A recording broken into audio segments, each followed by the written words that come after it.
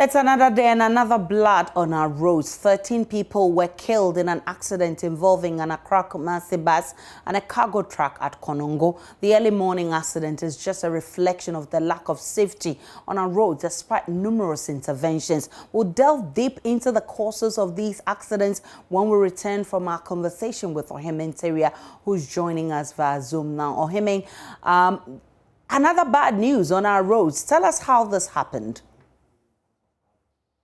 Thank you, Aisha. According to the police MTTD, the accident occurred about 10:50 p.m. on Sunday, and it involved three vehicles.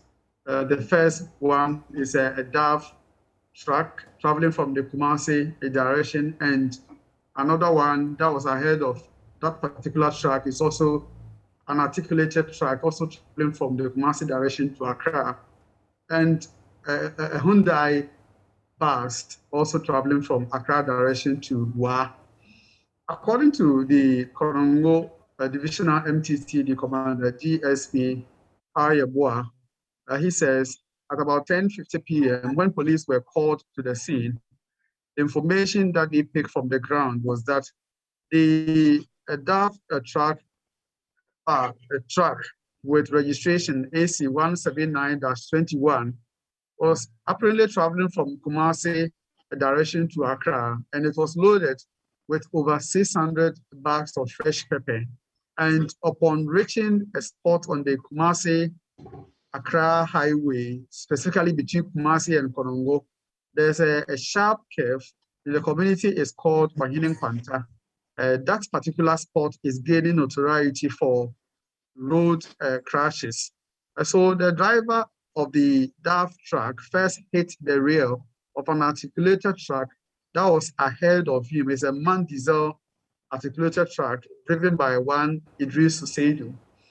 And in the process, the driver of the DAF truck lost control, veered off onto the other lane of oncoming vehicles, that is those driving from Accra direction to Kumasi, and also rammed into the middle section of that OA. Is actually a Hyundai bus, and it belongs to OA Transport.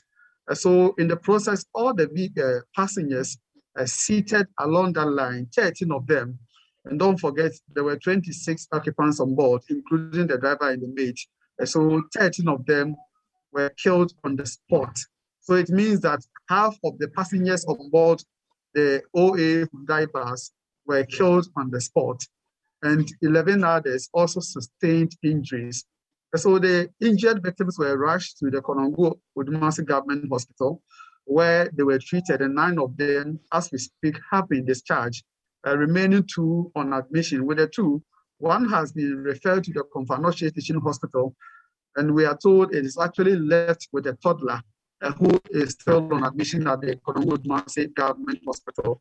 Both police and the National Road Safety Authority have commissioned investigations into the accident, and my checks from the police indicate that in the last 1 year, the particular spot, that is the curve in that Ohine Kwanta area, has seen 4 fatal accidents. So what it means that 4 fatal accidents have been recorded in this year alone. So what happened yesterday? Yesterday's accident is the 5th to be recorded on that stretch in the last 1 year. So National Road Safety Commission say they want to investigate in collaboration with the police to find out why that particular stretch is gaining notoriety for road crashes.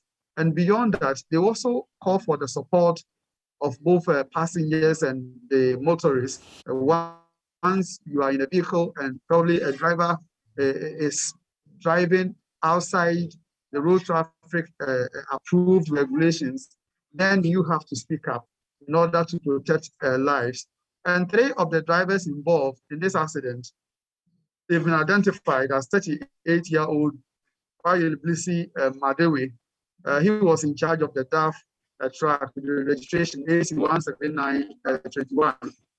And then one Idris Seidu, who was also in charge of the man diesel articulated truck with registration GW 3569-13, has also been arrested. So 3 of them, including the OA Hyundai commercial bus with registration number GT 5597-19. And we are told one Chere James was in charge. So all these 3 drivers, according to the Konongo Divisional Police MTTD, have been arrested to assist with police investigations. Imagine that this involves, people who were traveling on the road to meet their families. And have you spoken with families of those who are dead, or have their families identified them yet? It is too early, because when I spoke to some of the victims, all of them were traveling from Accra to Wa. So the accident happened midway, and it is too early for families of the victims to be trooping to the police station and then the mortuary, for instance, to identify the deceased person who were involved in the accident. For now, the 13 bodies have been deposited at the Stewart Hospital at nearby Yakwe, awaiting family identification and then autopsy. And beyond this, the victims, some of them who survived, I spoke to 2 of them, and the indication they gave me was that, yes, some of them witnessed the accident. They were not asleep. They witnessed the accident, even at the point that the driver of the Hyundai bus tried to save the situation and even drove towards the bush. They could see the DAF truck, running towards that direction. So indication that probably there was something wrong somewhere for the driver to have behaved this way, and they are blaming the driver of the DAF truck for the accident and want police to deal with this driver drastically, in as much as the whole accident, the whole episode was started by him.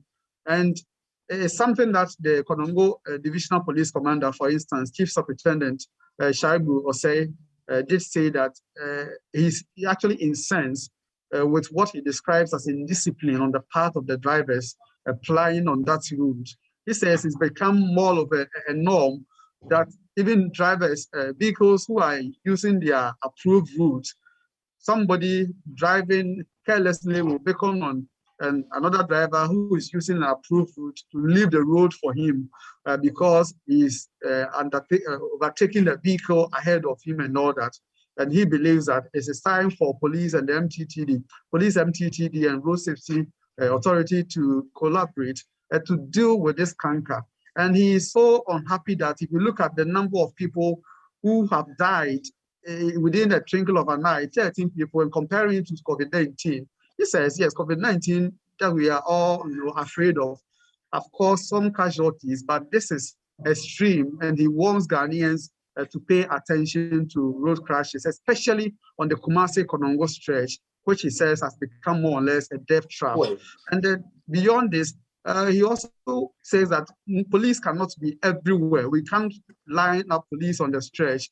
So it behoves on passengers and the drivers to be disciplined. When you're a passenger on board a vehicle and you think that the driver is going overboard, especially speeding and driving recklessly, speak out to protect lives.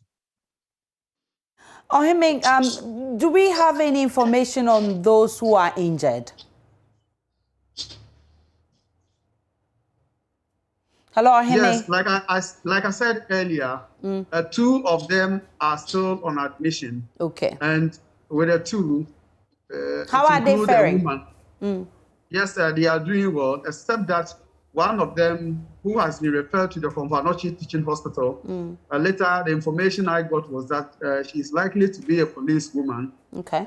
She is in critical condition, though I'm not allowed to describe her injury, but she is actually in critical condition, calling for advanced treatment and care. Okay. But the other one has to do with a toddler. It's not clear whether the toddler was actually with a parent who lost the life or something. It is not clear, but police say they are monitoring the situation as they call for victims, families of the victims to come over and support police in their investigations. So the arrests that have been made by the police, who are they? And what role did they play in all of this? Why have they been arrested? What I do know from my interaction with the police is that anytime there's an accident, per the provisions in the Road Safety Act, that is Act 2004, it requires that drivers, who vehicles are involved in accident are treated as suspects. So in this particular accident, we are looking at 3 suspects. The driver of the DAF truck with registration AC 179-21, whom we are told engineered the whole accident. He was the one carrying over 600 bags of pepper from Kumasi direction to Accra direction. He's been arrested. And then the one in charge of the man diesel truck, the one that he actually first hit, the first accident vehicle, after he was hit at the rear, he's been arrested, identified as Idris Seydou. And then the driver of the OA Hyundai bus, identified as Chile James, is also being arrested to assist police in investigations. And before I even left the police station, one of them, the OA driver, was given a medical form to go to the hospital whilst assisting police with their investigations. Stay on there for me and let's do some analysis on what has happened today. Dr. Chia Dakwa is a transport consultant. He joins us via Zoom for this conversation. Kwame Tuahene, who is head of regulation, inspection and compliance at the National Road Safety Authority, also joins via Zoom. I'm grateful, gentlemen, for your time. But before we come to you, let's take a look at some accident statistics. And I mean, this would lead us into the conversation proper. It's just coming on your screens shortly. And this statistics is there to actually tell us why we are still here and how we need to move from here. But before we get those statistics, let me bring in. Okay, so we have it on your screen. So now we're looking at causes of road traffic crashes in Ghana. And 1, the type of vehicles driven by drivers. 2, drunk driving. And 3, violation of red traffic light signals. So these 3 are causes. And then you look at number 4, changing lane without signaling. And this has caused a lot of accidents on our way. 5, overloading of vehicles. And 6, speeding. So these are some of the causes of our road accidents, and the reason why we are bringing in this is for us to understand the causes so we can move on. Now we look at 2021 accident statistics. In August only, we had a number of cases reported standing at 1,300. Number of persons killed 221. That's just in a space of 1 month, August. Number of persons injured 1,298. This is alarming. Now, you look at the deaths per vehicle type, and we are looking at August only. Motorcycle had 93 deaths, commercial vehicles 74, and private vehicles 54. These are the vehicles that were involved in death. The number of persons killed, and we look at the regional distribution. You look at the Greater Accra, and you have 48. Look at Eastern, and you have 34. And then you look at Central, you have 21. Western, you have 8. Ashanti, you have 46, which is coming close to, following Greater Accra, which is the highest. In Volta region, you had 10. In Northern region, you had 5. Upper West region, 7. Upper East region, 7. And then in the Bono region, you have 4. In Bono East, you have 12. Ahafo region, 7. Oti region, 2. And Savannah region, 4. You have Western North, 6. And the Northeast region recording none. So that's a plus for the Northeast region for not recording any accident. But look at 2021 accident statistics from January to August. And you look at the number of cases reported standing at 10,820. Number of persons killed, 1,927. Number of persons injured, 10,597, almost 11,000. Let's look at the regional distribution again. Number of persons killed from January to August. So you look at Greater Accra again, and it is topping the list, 439. This is just half of the year. Now, Eastern region, 313. Central region 140, Western region 75, Ashanti region coming closer to Greater Accra with 403, Volta region 78, Northern region 44, Upper West 31, Upper East 72, and the Bono region has 59, and Bono East standing at 88, Ahafo region 51, Ochi region 15, Savannah almost 70, Western North almost 50, and Northeast at 5. So, I mean, between January and August, you have 5.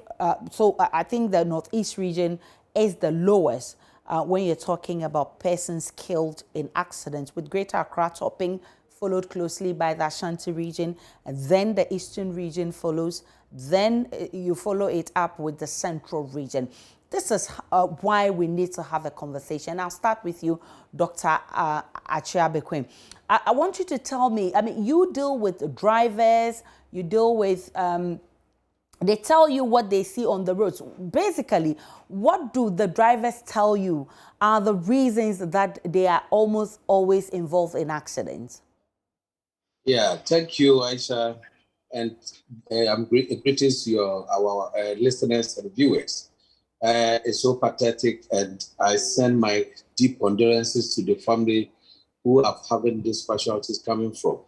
But the question you pose straight away, the drivers, when they're training them, what they indicate is what you use to even to train them. Mostly is their attitude and the behavior on the road. It's the big attitude and behavior. And the fact is, when you talk about attitude and behavior, like the one that happened, if a driver is making a wrongful overtaking, and there's the one that has happened where we have 30 people died and then 11 people sustained various degrees of injuries, you can see clearly that the car that was carrying pepper, which is the DAF, okay, the DAF, the bad diesel was slow moving vehicle. When you look at the number, even the number please 13, that means that it was moving at a very slow pace. And then the DAF, which is so new, 21, the number is registered only this year. It's so new, so it wants fast, and it's also much overloaded. Look at the quantity of paper that we are talking about. Okay, now he was overtaken wrongfully and then hit the side of the truck, leading to all these casualties. What does it learn? The driver failed to uphold the principle of safe overtaking. He was overtaken wrongly. And when we do proper analysis, you can see that when drivers are trained, they train them into how to do proper overtaking to avoid all crashes. But there's one thing all of us are looking to not forget is that when the COVID started from 2020, driver training has stopped. Okay. Training is not going on. But if we are talking about drivers' attitude and drivers' behavior, the only thing that can help correct it is training and education. But now, 2 years down the line, all companies do not train their drivers. Commercial drivers are not training their drivers. Private drivers are not training their drivers. So I am saying, looking at the way things are going, we should have means of trying to start the training of the drivers to try to solve this problem. As from September, or that's October to December, I cannot predict what is going to happen.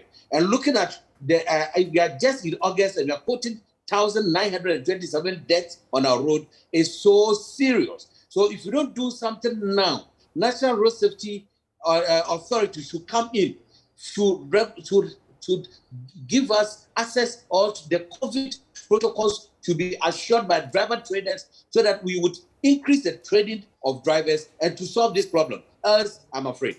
Thankfully, Kwame Etuahene, who is with the National Road Safety Commission, is also here with us. Mr. Etuahene, we've done this too many times, and it's beginning to look like a boring topic, but lives are involved. I mean, why are our roads still bloody?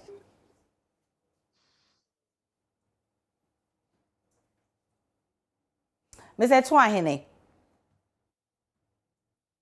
kindly unmute for me, Mr. Etuahene. Yes, good afternoon, and thanks for the opportunity. I would want to extend my regards to Dr. Achiabekwem and my brother Ohemi, whom I've not seen in a long while. Yeah. Yes, I think that the issues that are raised by Dr. Are fairly within the discussion of present. That when you acquire a driver's license and you opt to come into the commercial environment, the basic training you acquire may not be enough to sustain you. And we've been having a discussion around the subject matter on how we can either implement existing regulations or perhaps evolve a new regime that would take driver training or continuous professional development of the driver a bit more intense than it is now. Because ultimately, I mean, Hello, it is such an important part of the discussion. But having said that, when you listen to others, that beyond the capacity or competence level of the driver. All right, I think we are having a terrible connection with Mr. Tuahine's line. We'll try and bring him back because he plays a very critical role. The National Road Safety Authority plays a very important role if these carnages must end on our roads. Do we have Mr. Tuahine back? All right, so Dr. Achia, I mean, you've enumerated the things that really need to be addressed. Okay, so let's hear from Mr. Tuahine. He's back on the line.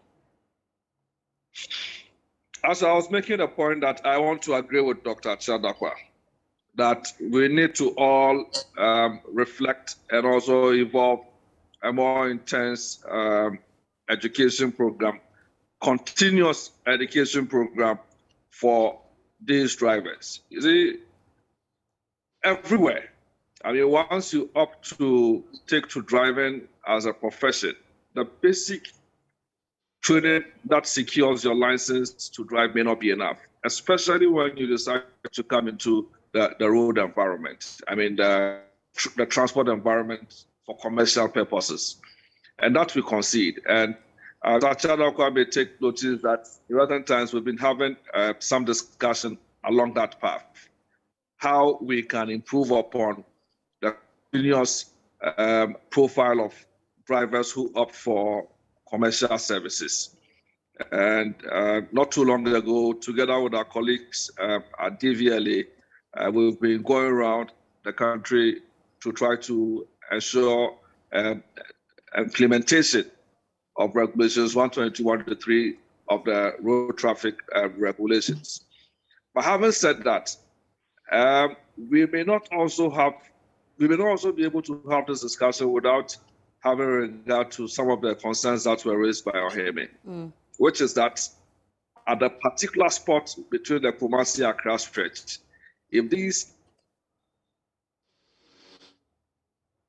incidents appear to happen at a certain frequency, then of course we must, the investigation coming up in the instance of the authority will be very much in trying to determine what exactly are the issues on that particular stretch. But otherwise, based on the preliminary information we have, I mean, if some of the drivers had acted properly, if they had conducted themselves professionally in the way they approach their task of driving, maybe we'll not be having this discussion this afternoon. So the investigative authority is to try to help understand exactly what occurred. And if these turn out to be drivers who belong to organized institutions who have a responsibility in ensuring that their drivers are properly trained, well behaved when they come into them. All right, so that's Mr. Tuahine, who's with the... You can be certain that... Right, let me bring in Dr. Achadakwa here. Dr. Achadakwa, I mean, we all agree that people must play certain roles so that we can ensure that the carnages end on our roads. What's the role of car owners, transport consultants like you? I mean, I know you also own vehicles that ply our roads. What's the role that you play in ensuring that this goal is achieved? Thank you very much for a very brilliant question. You know, one of the problems we are encountering driver education and training in this country is the involvement of vehicle owners. They have to take interest in vehicle driver training. They have to show interest. Even they have to even help the National Road Safety Authority to even come out to push them up and also to go in line with what the law says. You know, the law even says, before you even drive a commercial vehicle or your own vehicle, that when you have to go and go to a road training and then get a certificate of competence, then the DVLA will go ahead and license you or renew your license. Okay, so the owners do not like training because it may involve some pertinent, some little payment of fees, because it will be a third-party company that will training the drivers. But the car owners, the vehicle owners, especially the vehicle owners, they don't like training their drivers at all. You see what happened? It's a car. They're all cargo vehicles, and then the OOA is a coach. But let's ask ourselves: if the drivers are available, let's ask them, when was the last time they were trained? When was the last time the masters of the vehicles, the owners of vehicles, try to allow them or to organize training for them? They don't. And then the COVID too has compounded the problem. In most cases, with most of the commercial vehicles, unless someone also sponsors them before they will go and do driver training, they are not going to do driver training in their own evolution. But this one must be done compulsory. I'll bring it to National Road Safety Authority to make sure that they have some form of enforcement on driver education, such that any driver who drives any vehicle after going through the training will be given a certain certificate of competence. Then the police or the MTTD or the National Road Safety Authority will just observe them, look at them whilst they are driving on the road to check. If a driver had not gone through training for about 6 months to 1 year, they should not let the driver drive any vehicle on our road. They are killing. Lack of education as the serious cause of what? The killings on our road. So, Mr. Twahine, what new strategies do you intend to adopt as a National Road Safety Authority, especially with the new laws that has elevated you to an authority? What do you intend to do, I mean, in terms of new strategies to deal with this menace? Yeah, so like Doctor said, I think we are taking mandatory, compulsory refresher education of commercial drivers serious. And like I indicated much earlier, together with our friends at the Driver and Vehicle License Authority, we are working together to ensure that hopefully by the end of the year, we will begin to enforce or implement that part of our existing regulations. It's been part of the regime for some time, but each time you attempt to implement, there are a bit of concern. So over the last 2 to 3 months, what we have done is to put our heads together and try to engage the key stakeholders, being the transport operators across country, before we can roll out. It is just unfortunate that whilst this discussion is pending, we've had to record this unfortunate incident. But otherwise, the issues raised by Dr. Achadakwa are well noted. We need to, these drivers do not often take it, they do not often make themselves available for driver training. But with the opportunity we have as a regulator, we need to figure out a way to compel them and possibly tie their continuous service to evidence of this training, so that they can avail themselves for these continuous training. Because on the evidence of what we have seen, and a few of the instances have occurred in recent times, if these drivers have been exposed or were exposed to some continuous training, most of these crashes are avoidable. And that's where we are. And would ask for a little bit of time. But as I indicated, some discussion is already at play to try to make the continuous driver training program a core operational concern as far as transport operations are concerned. For gentlemen, for your time. Kwame Tuahene is head of regulations, inspection and compliance at the National Road Safety Authority. Dr. Achia Dakwa is a transport consultant. I'm extremely grateful for your time this afternoon. Ohime, if you're still there, what has a police investigation gathered so far with regards to the cause of the accident? Yes, according to police, the suspect, either the driver of the DAF vehicle truck, was tired, or he was in a rush to overtake the truck ahead of him.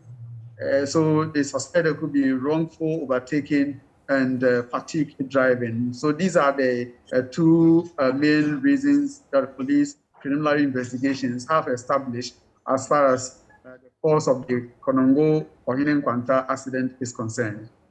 All right. What more can you tell us with regards to that one? Yes, police believe that if you look at the spots where the accident did occur, the indication is that many a time the trucks that carry, for instance, fresh pepper, they are always in a hurry to send the produce to the port because they want to maintain the freshness of the produce. They are always in a rush to send the produce to the port for export. And there are instances where even those who are carrying the produce have been involved in accident on the stretch. So they are not ruling out the fact that the driver could be in a hurry and decided to, engage in that wrongful overtaking in that sharp curve. And secondly, they suspect that it could be that the driver was so tired, particular highway, and that could also be a factor. So police say they are not ruling out these two factors as far as their investigations are concerned. And they have already spoken to some of the survived victims. These are victims who were in the bus, and then there were others who were also on board these trucks. And I'm told there was a gentleman who was actually in a Pathfinder vehicle behind the truck. He is also, giving some support in the form of information to police so that this will aid police investigations into the Ohine Nkwanta accident. The man on the ground, and he'll be telling us more as it unfolds. We'll be getting updates for you, but the road accident conversation is one that we'll keep having until our roads are sane. We'll take a break on the polls. You can join also via all our social media handles on JoyNews on TV. You can tweet at us also at the hashtag #ThePulse. We'll take a break. We're back with more. When we return, actually, the families of Ibrahim Anyas Mohammed, popularly known as Kaka and Abdul Nasser Yusuf, have jointly rejected the report of the committee. We have details for you after this break.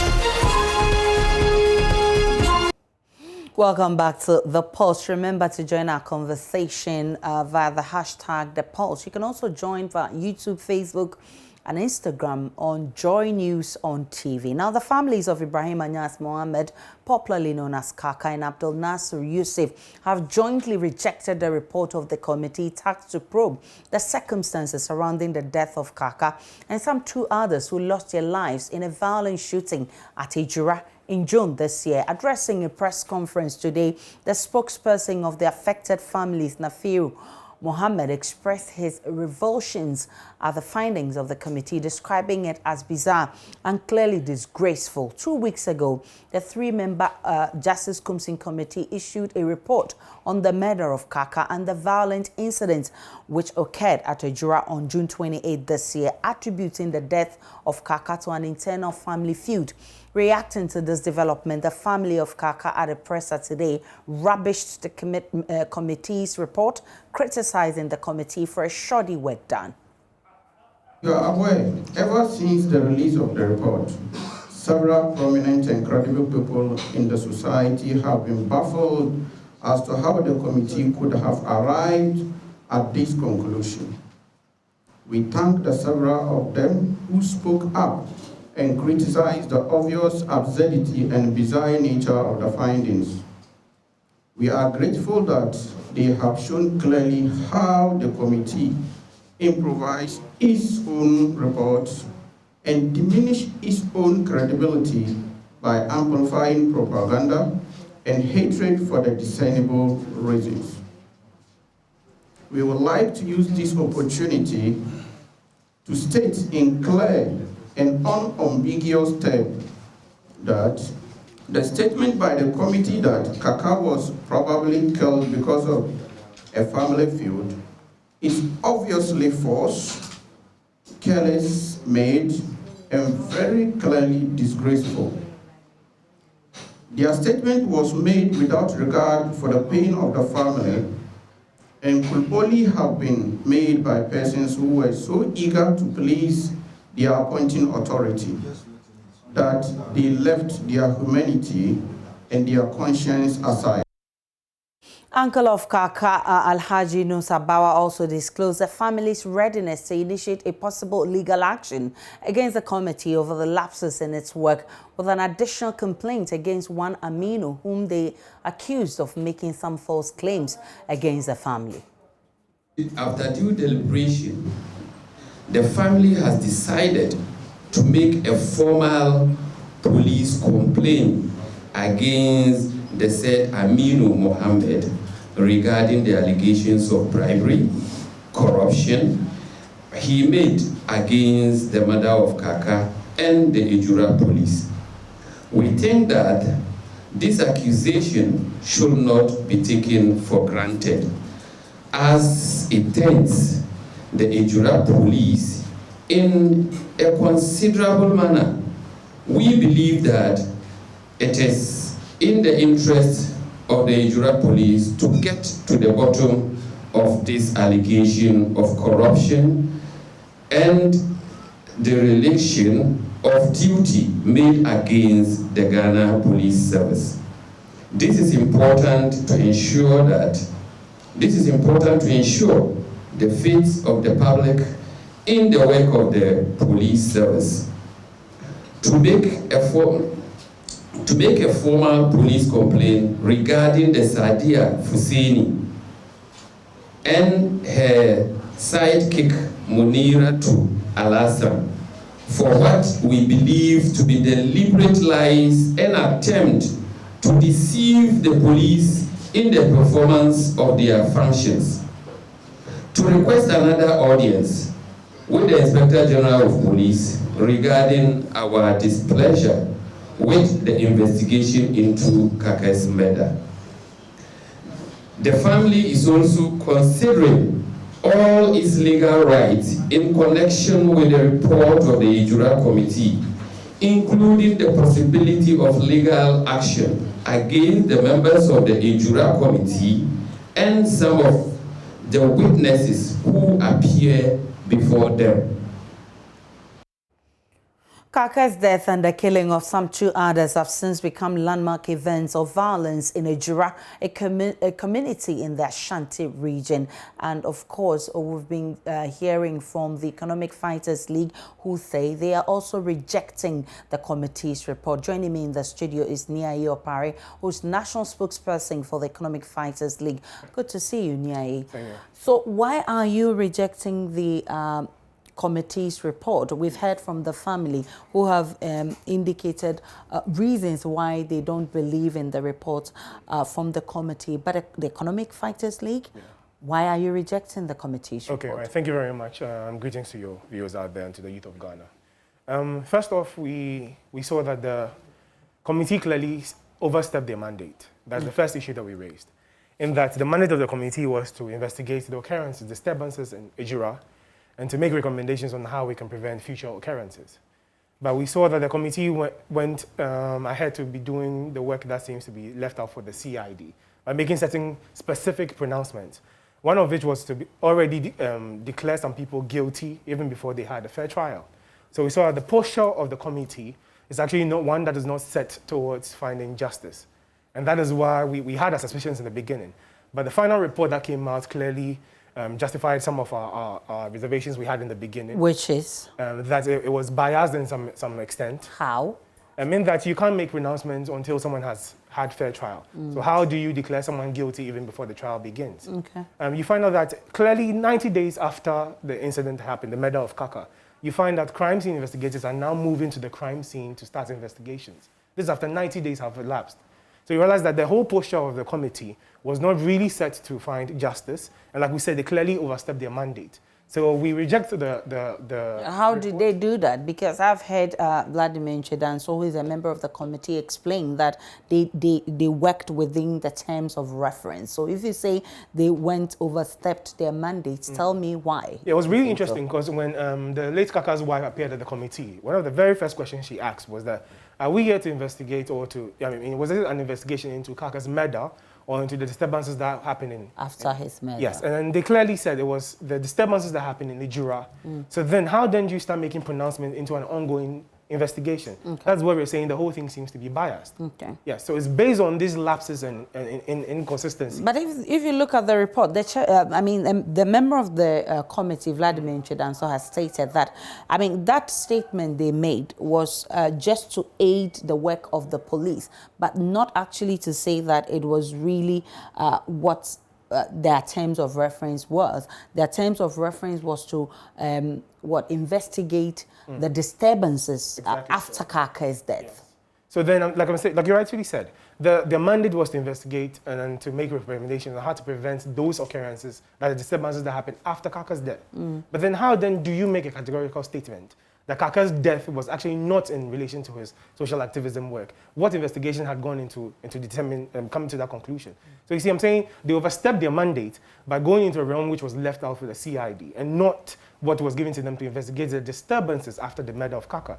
So like Kaka's wife rightfully asked, she asked if the sitting was an investigation into the death of Kaka or into the occurrences after. And they clearly said it was the occurrences after his death. Okay. So then you cannot make any declarations or specific statements when you've not had the facts of the investigation laid out. So what do you intend to do? I mean, now the report is out, the family is rejecting it, the family says it will go to court. What would the Economic Fighters League do? Rightfully so, we believe in justice, and that is all that we're asking for. So yes, all the legal options that are available on the table, we're looking to explore them, and we are solidly behind the family because Kaka was indeed part of the movement. He was a fighter, and he was part of the Fix the Country campaign. Okay. And indeed, we believe and we know rightfully that he was attacked and killed because of his social activism. And yes, we support the family 100%. We are solidly behind them, and we want to make sure that justice is served. What kind of support are you talking about? In every shape and form that it comes. We solidarize with them first of all. We have some of our members who are joining the legal team to help them with their actions in court and all of that. So, I mean, in every way and form, we can support them, yes. Kaka was one of our own, so yes. Is there anything that you want government to do about this? It's just justice. Okay. We're saying justice. We've seen several instances, and this is quite unfortunate because as a country, with our national motto being freedom and justice, we're expecting that justice will be one that will be accorded to everyone. Okay. But it's increasingly becoming disturbing that you notice certain people, particularly people who are on the bottom part of the social ladder, don't have access to justice, or it's very, very much delayed. And we are saying these are the things that we need fixed. So yes, one of our main campaigns is that we want to establish that justice is served. And not just to a certain class, but for all Ghanaians. Okay. Yes. I'm grateful for your time. Ni Ayopari, he's a national spokesperson for the Economic Fighters League, who says they are throwing their weight behind the family of Kaka and the others who have been murdered to get justice at the court. And they say they will explore all legal opportunities available to them and ensure that justice is served. Let's move on to other stories. All right, so we'll take a break on the pulse. When we return, we'll be looking at a group of concerned Ghanaians who have made up of prominent lawyers, academics, civil society leaders, women rights advocates who are urging the committee working on the LGBT law or bill in Parliament to reject it. We'll give you the detail after this break. Do stay tuned in. Now, the bill violates virtually all the key fundamental freedoms guaranteed under the Constitution.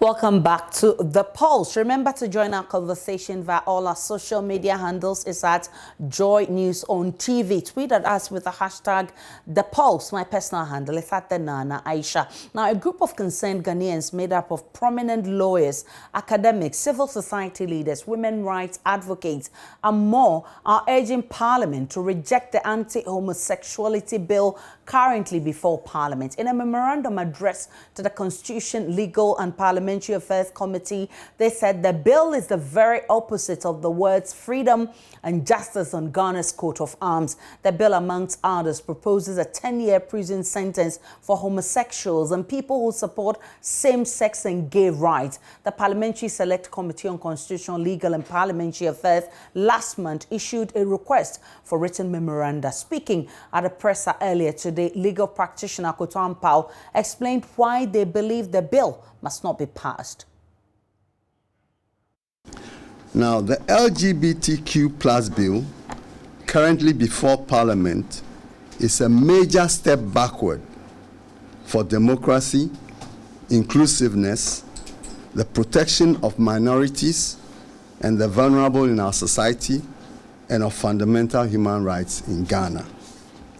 The bill constitutes a flagrant violation of the rights and freedoms guaranteed under the Constitution, and in our view is an existential threat to our republic and its core values, as set out in the preamble, Chapter 5 on fundamental human rights, and Chapter 6 on the directive principles of state policy of the 1992 Constitution.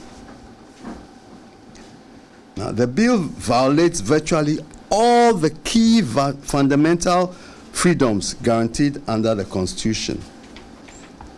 Article 11, Article 15, Article 18, Article 21, Article 26, namely, the right to freedom of speech and expression, the right to freedom of thought, conscience, and belief, including academic freedom,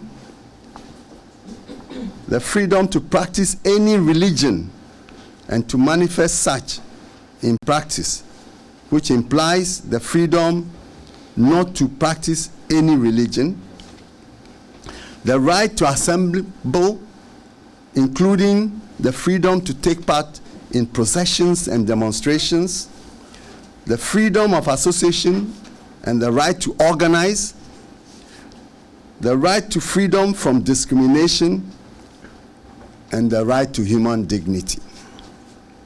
In essence, the provisions of the bill are so egregious in their violation of these fundamental human rights and freedoms that it beggars belief that they could be introduced as a bill in the House of Parliament.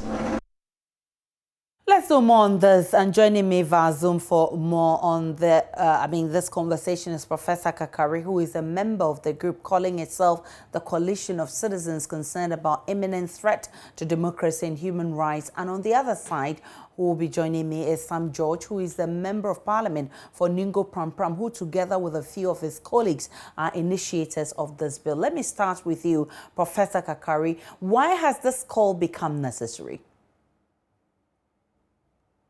What you played back as Mr. Kutuampao read at our press conference this morning, namely that we think that this bill undermines all what we have fought for in this country for our democracy and our human rights.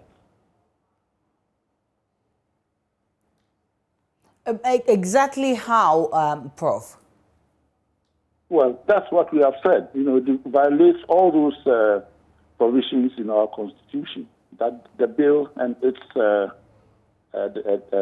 clauses and provisions violate all those constitutional provisions we have cited in our press conference statement and in the memorandum that we have presented to Parliament. Well, the initiators of this bill explain that it's because we do not have, a law on LGBTQ. That is why we're having, activities of those people unregulated. So they think that there must be a law to guide their activities. You don't think so? What activities are unregulated that these people are engaged in? For instance, they say they are engaged in unnatural, they have sex through unnatural means, which they also quote the Constitution to not to be in support of. No, I mean, there are sexual practices that you are talking about are already forbidden on our law books. They are there. They are there. You know, any homosexual sex activity and so on, termed unnatural carnal knowledge and all that, they are there. The laws are there already. So okay. Why should there be a new law about that? So then it doesn't violate our Constitution because our Constitution already infringes upon that. Our Constitution does not infringe on the rights of every citizen to be who they are, except when who they are commits crimes against the society and against other individuals in the society. The bill is about suppressing a group of minority people in our society in being who they are.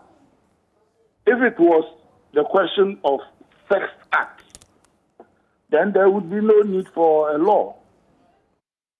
And the bill is not just about the sex acts of homosexuals or lesbians or related social tendencies. The bill is about suppressing a group of citizens, including, if you like, listen to what Mr. Kutuampao read again. Like freedom of speech and expression, freedom of assembly, and so on. If you are a citizen and you say that no, homosexuals as human beings cannot be suppressed because they are human beings, you are liable to a term of imprisonment, and so on and so forth. You cannot express those views by any means of communication in the public domain.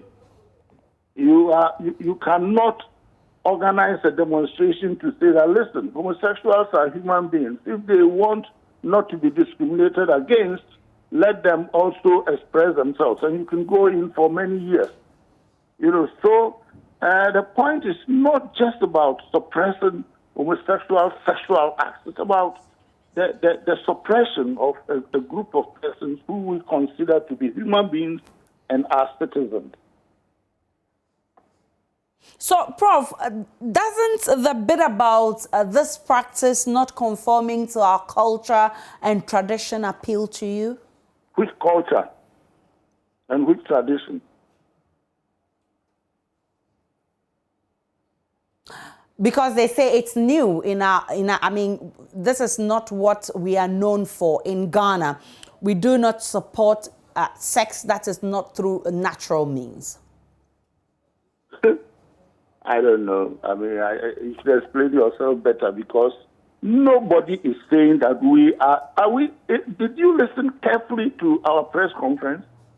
Is our press conference about promoting sexual activity of any kind? That's not what we are talking about. We are talking about a bill that potentially violates our human rights, violates the constitution of this democracy. That's what we are talking about. Okay. We are not saying people should go and become homosexuals. Okay. People should go and become lesbians. People should go and become this or that. That's not what we are talking about. Okay. We are not encouraging people to engage in any form of sexual activity. That's not the point.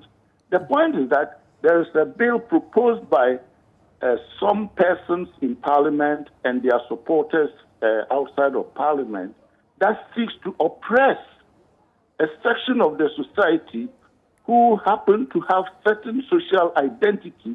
And we are saying that the Constitution that frowns upon that, any act that seeks to suppress, a minority. The Constitution is not only for what the interests of the majority or what the beliefs of the majority are. It's also about protecting the rights of individuals, groups, minorities, and so on. All right, Prof, please hold on for me there, because Sam George, who together with his colleagues initiated this bill in Parliament, has also joined us. Mr. Sam George, how does this call come across to you that the committee working on this bill must reject it because it is a threat to democracy and human rights? Good afternoon, Aisha, and good afternoon to your listeners. It's a very uninformed position that anyone will take. Clearly, anybody taking that position has not read the bill or has read it and doesn't understand the bill. And so if anybody is telling you that this bill is taking away human rights, as they put it, challenge them. Whoever it is, I don't know who it is or who's on the line on the other side, but challenge Professor Kakari is on.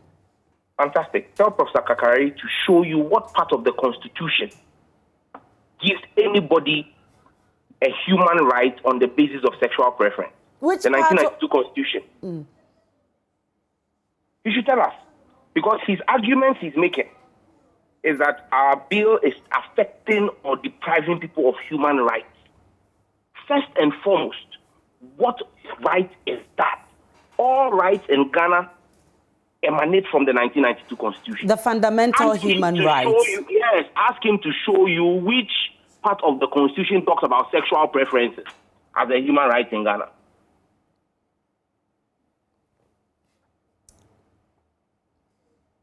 Hello? Yes, go ahead. I'm listening. No part of the Constitution gives that as a right. So the basis on which they are making their entire argument is flawed.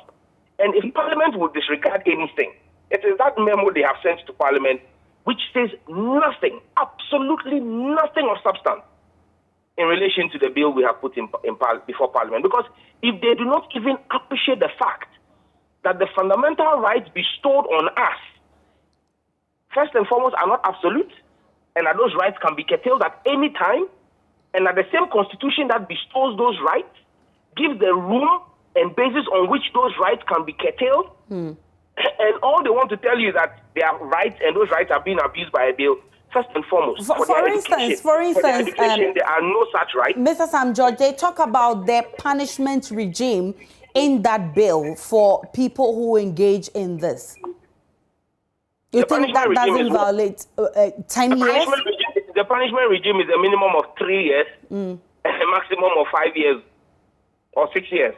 That's for persons engaged in LGBTQ. That's the punishment. Why? They expect us to pay their monies for being engaged in LGBTQ. It's a criminal offense. Today, if you forget about our bill, it is a criminal offense under the Criminal Offences Act of Ghana, 1960.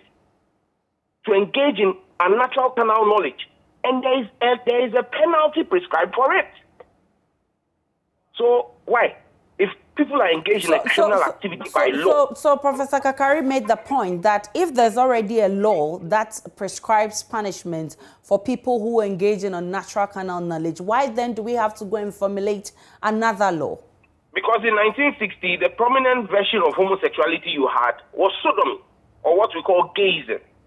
At that time, people did not know, and the law did not recognize the variations of homosexuality that you have today. In fact, today, we cannot even determine what homosexuality, the full gamut of it. Because after taking almost half of our alphabet, they have added plus. They tell you they are LGBTQIAAPP plus. What does the plus mean? It is a constantly evolving group of misnormality. And so you have to have legislation that deals with it. If Professor Karikari and his cohort are so guided, they will realize that the Companies Code of Ghana was also passed in 1960. But because the business regime has changed, in 2020, the then Attorney General, Gloria Kufu, came before Parliament and we passed a new Companies Code to reflect the current shape of business. Every law is reviewed after a number of years. The Criminal Offences Act, relative to the unnatural carnal knowledge or unnatural sexual behavior, is is about 50-something years old. Since 1960, it's 51 years old. Is it wrong for us to bring it up to line or up to speed with the current trends that we face? Is that what the government of the argument, that we should not update the law? What exactly is the substance of what they are saying? Because if what they are talking about is about rights, then, like I said, they haven't read the bill or they have read it without understanding it. Because fundamentally, no rights accrue to anybody who is engaged in homosexuality today because our current legal jurisprudence makes it criminal. Now, the only right that accrues to them as human beings is the same right that accrues to anybody that falls foul of the law. And that right is that you must not be subjected to extrajudicial treatment. You must be put before a competent court of jurisdiction where a judge presiding will determine your fate or a jury of your own peers will determine your fate. And that is what this bill seeks to do. This bill seeks to put you before a competent court of jurisdiction for adjudication of your matter. That fundamental right to a fair hearing and a fair trial is protected by this bill. So which rights particularly are being abused? Professor Kakari is still on. Yeah. Prof, how do you intend to push this agenda, especially as the bill to criminalize this practice? I mean, it's already gained a lot of momentum within the majority of the citizenry. And of course, if you heard what some judge says, it doesn't violate any constitution right. Like yeah, well, he's saying we don't understand their bill and that we haven't read their bill.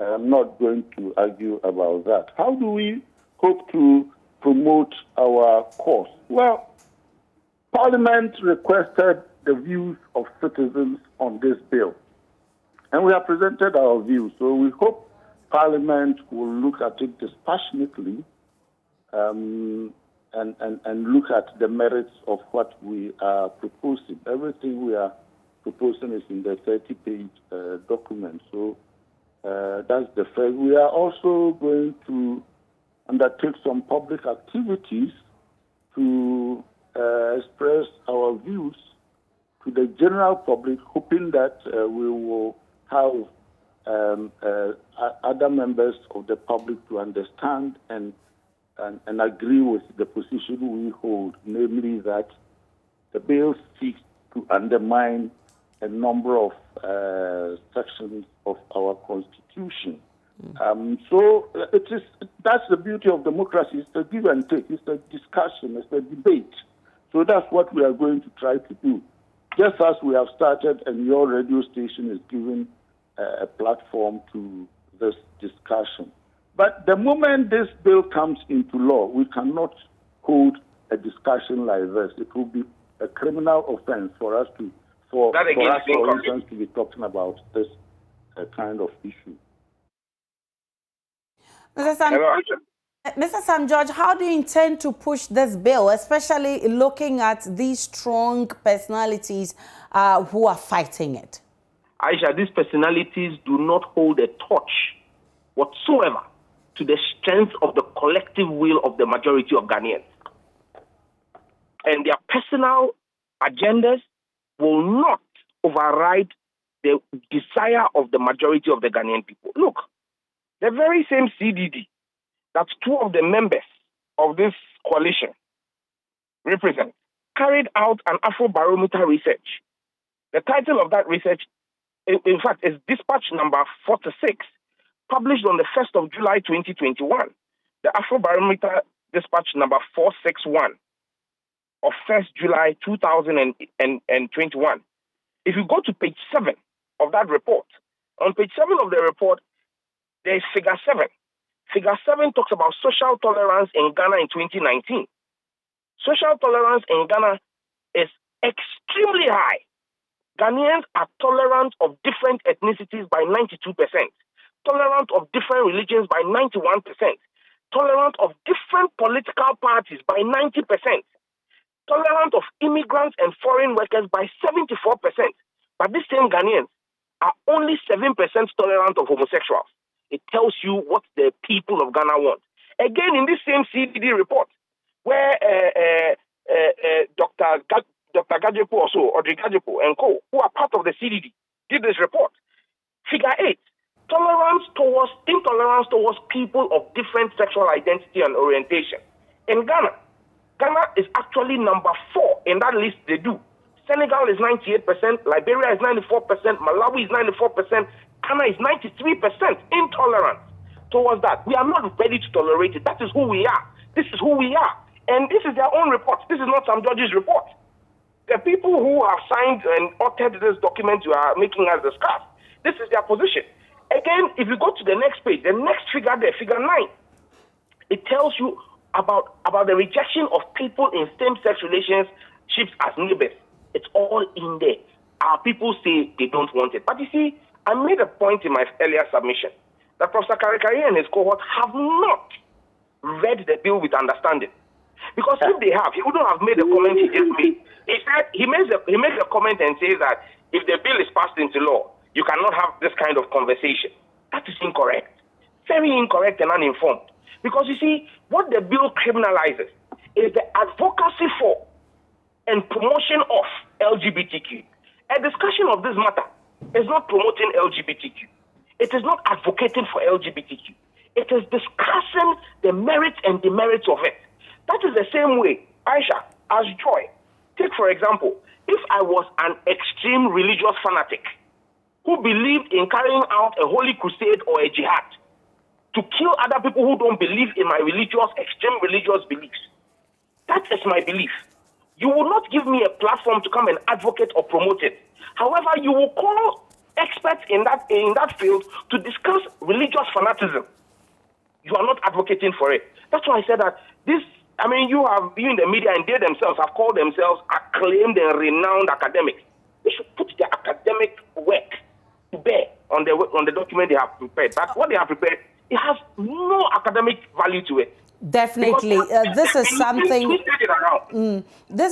we'll be monitoring as this has been submitted to the Constitution and Legal Affairs Committee of Parliament, and definitely will update our viewers on how things will pan. But let me also correct this, Mr. Sam George. Jihad doesn't mean killing people who do not believe in Islam. I want to thank you so much. Professor Kakari is a member of the group calling itself the Coalition of Citizens Concerned about Imminent Threat to Democracy and Human Rights.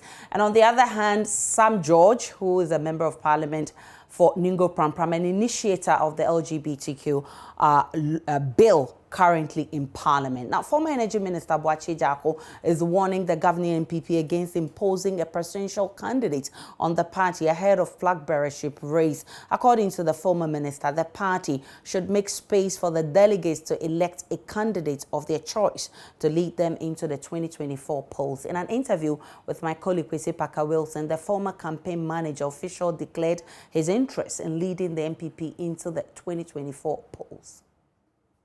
Things have been thrown about the next successor to the president. Is Mr. Botega interested in the seat? Absolutely. You're interested in one for the president? Look, 2008, I was a contestant, one of the 17. I stayed to pay my dues. I consider myself fit for purpose, so I will not resile from that ambition or that objective. But at the end of the day, it is for the grassroots to decide. We have a process. This party has never accepted coronation or imposition. It is against our DNA. You can go back to the beginnings of our tradition. J.B. Danko had to contest. He almost lost. Buzia had to contest. And in that wise, people like Joe Apia, Azozo, Hutton Mills, they all left to form the Justice Party. Buzia was contested. Victor Usu was contested by the likes of J.H. Mensah and Dr. Kwam Safwood. Professor Edubuahi was contested by the likes of Kodia, Bilson, Kufuor, and all of them. Kufuor was contested famously by Nanado Dankwa Akufo-Addo. Nanado Dankwa Akufo-Addo was also contested famously by Alan Chisamate. So this party has a process that must be gone through to elect and confirm its leader. Is it your suspicion that there seems to be an imposition of a candidate on the party? No, what I'm saying is that there is a process. That process will be respected. And it is that process that throws up the leader of the party. If wishes were horses, beggars would ride.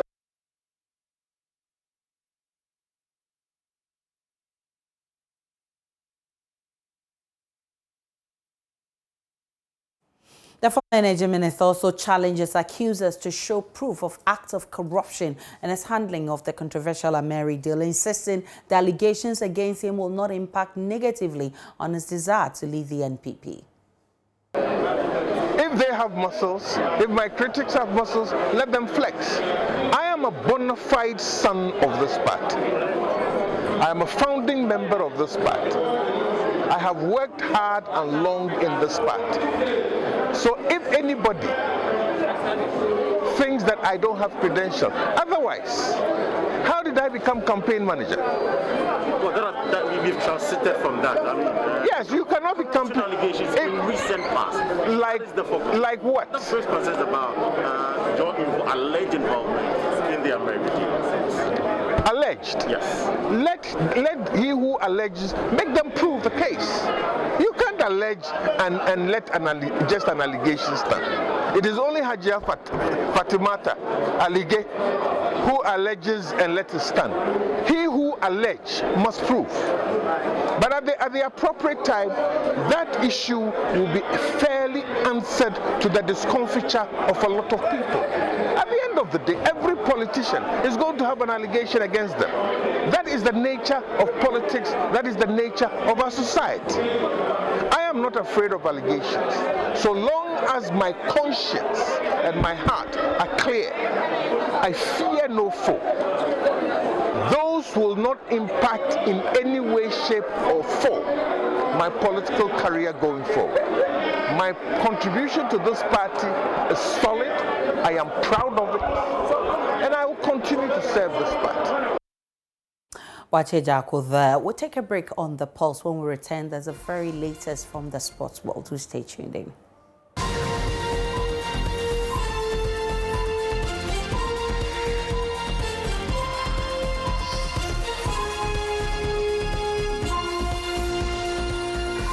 That's where we part company on The Pulse this afternoon. My name is Ejura. I've indeed enjoyed almost my 2-hour stay with you here in the studio. Up next is Let's Talk Showbiz. Do enjoy the rest of our programs.